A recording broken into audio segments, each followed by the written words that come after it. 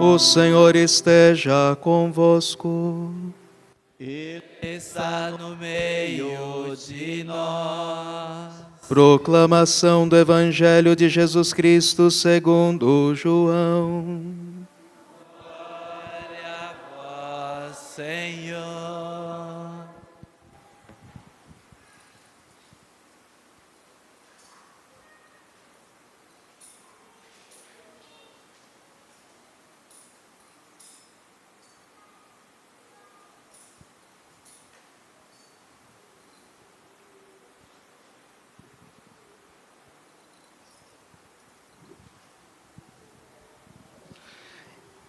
Era antes da Páscoa, era antes da festa da Páscoa.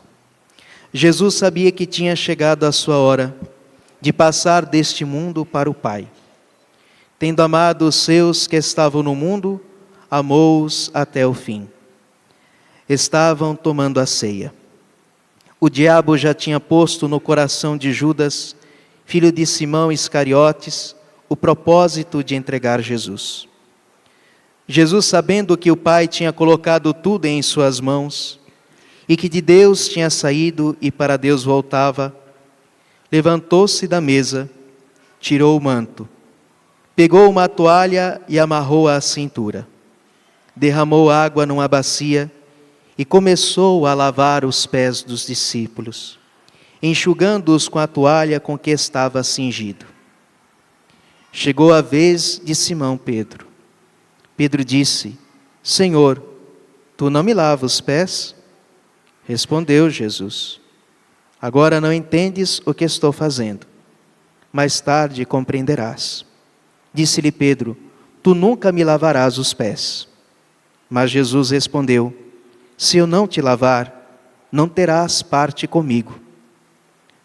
Simão Pedro disse: Senhor, então lava não somente os meus pés, mas também as mãos e a cabeça. Jesus respondeu: quem já se banhou, não precisa lavar senão os pés, porque já está todo limpo. Também vós estáis limpos, mas nem todos. Jesus sabia quem o ia entregar, por isso disse: nem todos estáis limpos. Depois de ter lavado os pés dos discípulos, Jesus vestiu o manto e sentou-se de novo, e disse aos discípulos: compreendeis o que acabo de fazer? Vós me chamais mestre e senhor, e dizeis bem, pois eu sou. Portanto, se eu, o senhor e mestre, vos lavei os pés, também vós deveis lavar os pés uns dos outros. Dei-vos o exemplo, para que façais a mesma coisa que eu fiz. Palavra da salvação.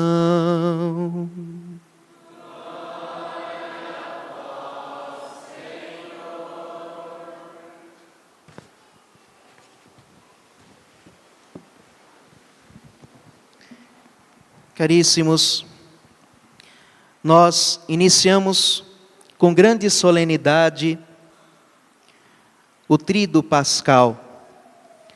Antes de celebrarmos a Páscoa propriamente dita, nós vamos acompanhar o Senhor nesses 3 dias que lembram os fatos principais da nossa salvação. E começamos pela ceia do Senhor. E de fato se chama ceia do Senhor porque é uma instituição toda de Cristo.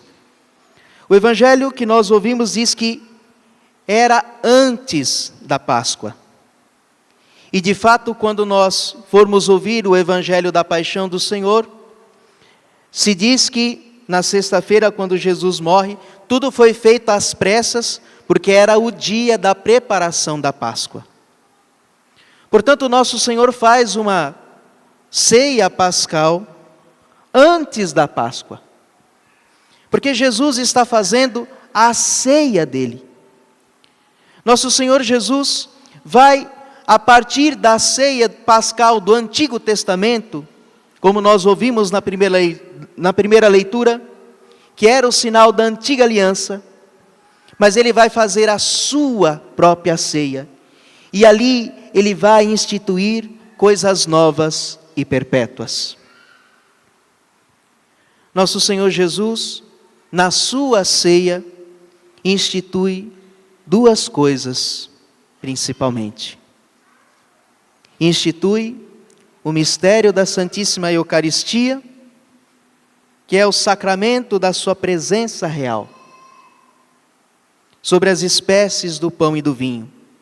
E ao mesmo tempo, é o sacramento que perpetua o mistério da cruz sobre os altares. Quando nosso Senhor Jesus institui a Eucaristia, institui sim a sua presença real, mas perpetua todo esse mistério pascal, mas de uma maneira bem específica, o mistério da cruz será perpetuado para sempre nos altares. Mas não é só isso. Nosso Senhor também institui o sacerdócio. Nosso Senhor também vai dar um mandato para os discípulos nessa última ceia. Vai lhes dar uma ordem, vai lhes fazer uma ordenação. Vai lhes dar o sacramento da ordem. E esta ordem é o seguinte: de continuar e reproduzir o que Ele está instituindo. No Evangelho de São João, que nós ouvimos, não existe a narração da instituição da Eucaristia, mas Jesus institui o sacerdócio pelo serviço do lava-pés. E disse: eu estou fazendo isso para que vocês façam o que eu fiz. Mas lá na narração da instituição, ele vai dizer: fazei isto em memória de mim. É o mandato que o Senhor dá aos apóstolos, para que eles continuem a fazer o que Cristo fez na última ceia. Perpetuar o sacrifício de Cristo no altar e a sua presença real no augustíssimo sacramento da Eucaristia. Jesus institui um sacramento e institui os ministros desse sacramento, que farão o que Ele mesmo faz. Mas não é só isso. Os sacerdotes não só são instituídos por Cristo para apenas celebrar a Eucaristia, como se fosse algo fora deles. Mas São Paulo vai dizer, primeira carta aos Coríntios, capítulo 4, versículo 1.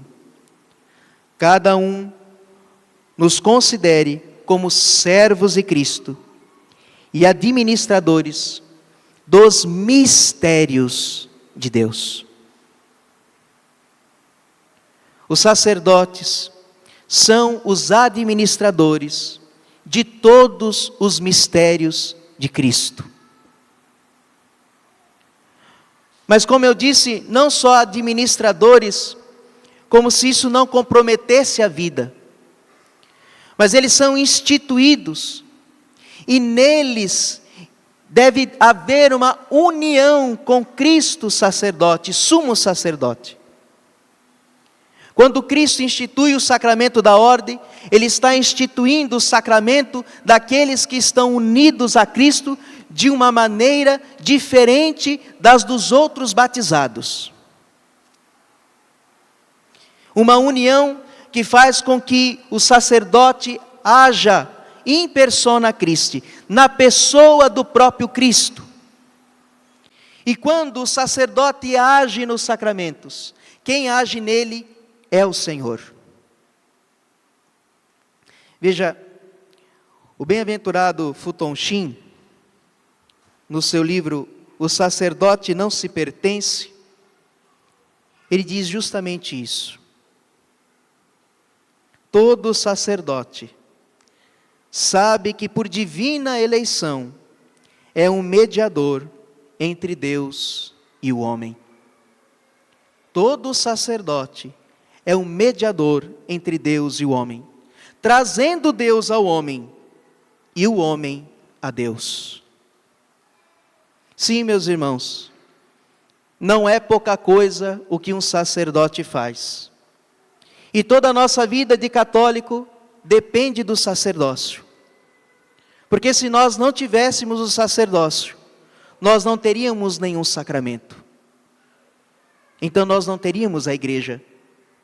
Então nós não teríamos os meios para alcançar a aplicação da salvação de Cristo em nós. O sacerdote nos traz Deus. É como a escada de Jacó. Fulton Sheen, no capítulo 2, vai dizer justamente isso. Jacó, quando estava fugido, estava lá, fugido do irmão, dorme lá num lugar, com a cabeça em cima de uma pedra, não tinha nem onde botar a cabeça, e Deus lhe aparece, ele tem uma visão, uma escada. E naquela escada, os anjos subiam e desciam. Esta escada é Cristo, porque foi Ele que nos abriu as portas do céu, e é Cristo que é esta comunicação, os anjos que descem e sobem, trazem e levam as graças de Deus. É o Cristo, através dele que os anjos sobem e descem, e por ele, ele nos trouxe a graça, ele nos abriu aos céus. Mas o sacerdote, por participar desse mesmo e único sacerdócio que é de Cristo, também faz esta função de ser como esta escada de Jacó. O sacerdote traz a Deus aos homens, pela pregação, pelos sacramentos, mas também leva os homens a Deus, pela pregação, pelos sacramentos. Quantas e quantas pessoas que conheceram e amaram nosso Senhor Jesus por causa de um sacerdote. Mas mesmo que talvez numa conversão pessoal de alguém não tenha tido a intervenção de um sacerdote, mas na hora da reconciliação, na hora de receber o perdão dos pecados, na hora de receber a comunhão, na hora de participar da Santa Missa, é necessário um sacerdote.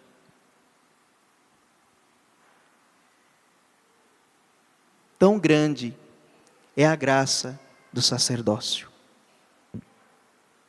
Por isso, sabendo que a estrutura da igreja depende tanto do sacerdócio, não é à toa que o inferno faça tanta guerra contra os sacerdotes. Não é à toa que de todos os sacerdotes são os mais tentados. Porque se um sacerdote cair, muita gente cai com ele. Uma igreja inteira cai com ele. Uma igreja inteira é ferida com ele.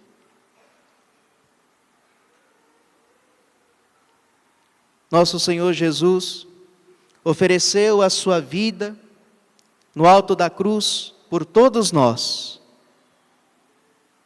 Mas existem alguns sofrimentos de nosso Senhor que são particulares para os sacerdotes. Existem sofrimentos de Cristo que Ele os padeceu, especialmente pelos sacerdotes, porque sabia que estes seriam os mais necessitados, porque deles estaria dependendo todo um sistema que Ele mesmo instituiu.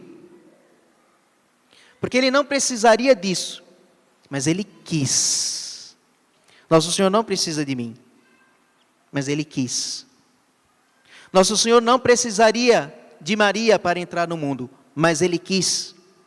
Nosso Senhor não precisaria dos profetas para pregar, mas Ele quis. Nosso Senhor não precisaria de Moisés para libertar o povo do Egito, mas Ele quis. Nosso Senhor não precisaria de Moisés, de Abraão, mas Ele quis. Nosso Senhor não precisa de nada, mas Ele quis. E se Ele quis, assim será. Portanto, meus irmãos, olhemos para Jesus, sumo e eterno sacerdote, e rezemos por todos os sacerdotes, para que sejamos fiéis a Cristo em primeiro lugar, porque Ele é a fonte do nosso sacerdócio. A Ele nós devemos prestar contas, mas em segundo lugar, para que nós também sejamos fiéis ao povo de Deus. Porque estamos, sim, repletos, cheios de fraquezas, como todos os homens. Mas existe em nós uma graça, que não é nossa, mas que nós carregamos. Existe em nós algo que é divino, que não é meu, mas que eu carrego. E que apesar dos meus pecados, das minhas misérias, Cristo está ali, agindo. Portanto, rezemos pelos sacerdotes. Rezemos para que tenhamos vocações sacerdotais, mas vocações firmes. Para que o mistério de Cristo possa estar sendo perpetuamente continuado na sua igreja, até que Ele volte. Louvado seja nosso Senhor Jesus Cristo.